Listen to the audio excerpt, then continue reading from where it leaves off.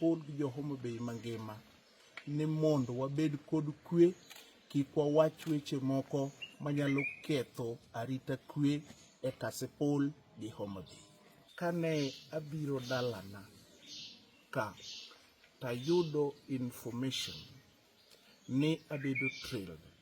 Koro kayudo information abedo trailed, koro alweyo yo mane owinjore be nalu. To nikech yora neno ka yo mabiro kani e yo maluwo. To sama winjore be nalu yoro, koro nochuno maluoro madhi nyaka Gamba from another route manaluwo.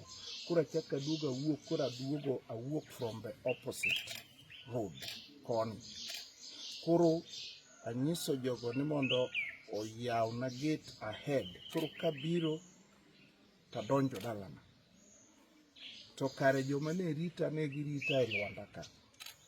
To sama ka gibiro ni koro security na mane bende nowuok gi matoka ka mane obiro Homa, biro to meet kodgi kama ne giponde ka. Ema kae to kineno gi ni to kibagi ni to bunde mokwongo bagi, mar ariyo ma koro giaye gi ng'wech. Ka gineno ni to gi exchange fire. Koro gibayo lisasi that vehicle nikech ne giparo ne ani ang'o ne an iye.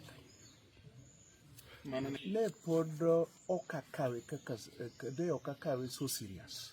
Koro ne pod ang'iye, naparo ni maybe ne gin empty threats. To koro it has come real. Ma koro chuno ni nyaka koro akaw necessary steps.